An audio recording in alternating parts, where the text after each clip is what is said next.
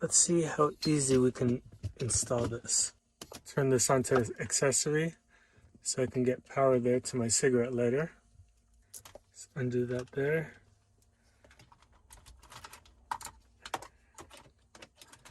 Plug this in.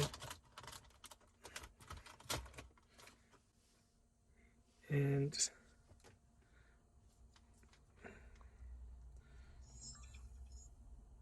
I got power. So I'm gonna find a good spot. I'm gonna find a good spot right here where I'll be able to see everything. And that is pretty much where the bottom of my dash is. I'll stick it right about there. They actually give you one of these clear things to put on.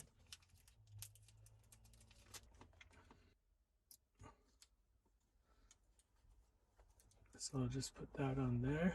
I'll take this 3M paper off. Okay, and I'm just gonna place this where it needs to be. Okay, I'll just press that down. With this tool that I have here, go into the headliner and basically tuck it in.